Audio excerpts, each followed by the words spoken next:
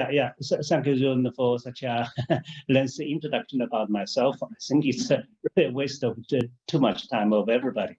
But let me come straight to the remarks of Ambassador Bambawali, and I just try my best to be more focused. First of all, since the border issue is India's primary concern, let me just say a few things which I probably have said before.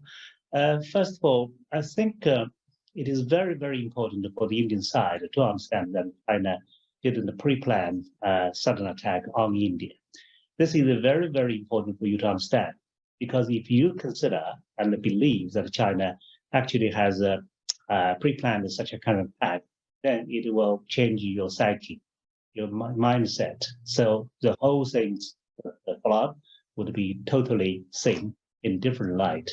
I tell you why this is not possible, because while China is being taken by the United States as primary competitor, and China is just going to the top of the mountain, trekking along the mountain, there is no need whatsoever for China to suddenly focus on India in such a way, not a sudden attack. Yeah, so it doesn't make any sense. So use your brain, think for a moment. Then how to solve this problem? I believe that first to resolve the border issue is simply impossible due to different considerations and the political strains. There are two countries, but we can at least manage, we're doing, to deconflict from the most dangerous area. And I believe that this is really fruitful, that we only have a few minor points where we actually stand vis-a-vis each other. So we should keep this momentum. And I believe that from all what I heard, the atmosphere is positive. And so then if we succeed in conflicting from all these points, what should we do in the future? I look at all the competence building measures from 1993 to 2003. And I would say with confidence that all the competence building measures between China and India is actually more than China's competence building measure with any other countries. They are not only a large number, but also very detailed in terms of all the substantive measures to follow. For example, how not to aircraft to fly within 10 kilometers of the line of action control, or not to follow the others. Right? Why they are patrolling? They're so detailed. Then, if we come down and try to implement all the competence building measures, I have to say that most of the measures are already there. Actually, we have failed to implement some of these measures. But last time in one of the bilateral talks, General Huda, retired General Huda, mentioned that there should be something new, which I thought and then agreed, because there is a massing of troops on either side.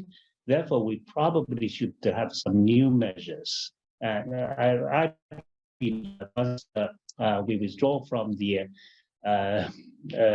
heavily masked border, then both sides could actually figure out what to do. Then Ambassador Bambawali also talked about, well, let me say a few words more. Well, this most unfortunately for us to see, the cavity 20 on Indian side or on Chinese side in the last 40 years and plus. But I believe if we really could draw good lessons from this, probably in the next 40 years, we won't have such an unfortunate event. After all, both sides still did not shoot at each other. That means these competence building measures have still played a role, a positive role. Then the second thing I want to talk about is how we probably could coexist in the Indian Ocean, which is seldom discussed. I agree with Ambassador Bambawali that we have a severe lack of trust. And this actually is a thing also most recently in India successfully persuading Sri Lanka to not to let the Chinese ship, Yuan Wang, number 5, to berth at the Hambantota port. This is not a secret. This is a bilateral discussion. I hope you would admit that this is a fact. You succeeded, but what for? Chinese ship just go to Hambantota for replenishment, and you would just use your strengths or making use of the difficult time of Sri Lanka to not let the Chinese ship stay there for a while for replenishment. And you did this before when a Chinese submarine docked at Sri Lanka. Then this, if we just talk to the international community, this is about China's cooperation with another sovereign state. And why would you do this? And what would China think if China believes you are doing this? Would this add to our trust? So India, I believe, would consider Indian Ocean very much like India's ocean, but this is not possible. Then I start to think about this question. Believe me, I start to think about this question for the first time in my life. Would China and India have a clash in Indian Ocean?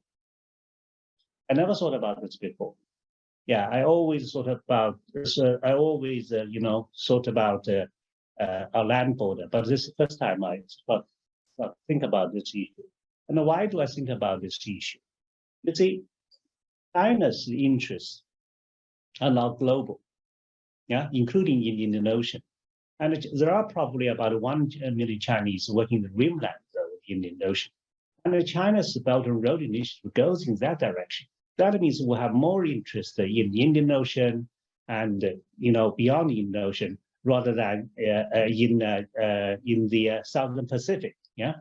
So that means China's cooperation with this country, with this small country in the Indian Ocean, will certainly grow. And then that means we have more interest there. And that means for us to secure this interest, we have to make sure that we have a kind of a military capability to protect these interests. This is not confined to the Indian Ocean. It's about our interests around the globe. Then it invites the question how India would look at this. If you believe that this is your exclusive sphere of influence, then China's interest will just clash with yours. But we don't have to be, at loggerheads in the Indian Ocean, because you see, China never tried to interfere, in your territorial water or exclusive economic zone. Actually, the only country that challenge your exclusive economic zone is the United States, which openly have challenged your unlawful, exclusive economic zone, right? So the third question then is a bigger one. Then how we would, place each other in our own national strategy. So to be frank, in the years to come, at least in 10 years to come, I would assume that the international order would become less and less orderly, while China-US relationship will just get more sour.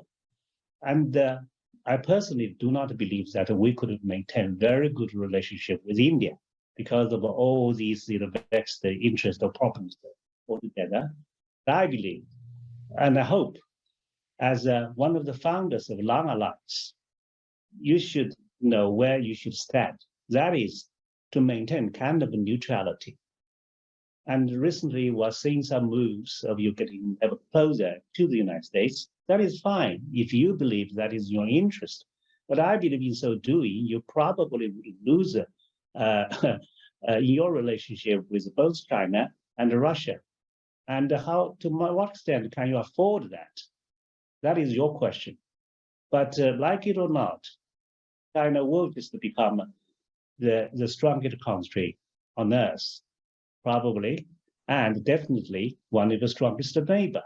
So is it in your interest to just stop Chinese ships, even replenishment, a third country, You see, the problem with India is that you always have some problem with China in third country. Yeah, be it in the border between China and Bhutan in background, or in Sri Lanka, or in Maldives, right?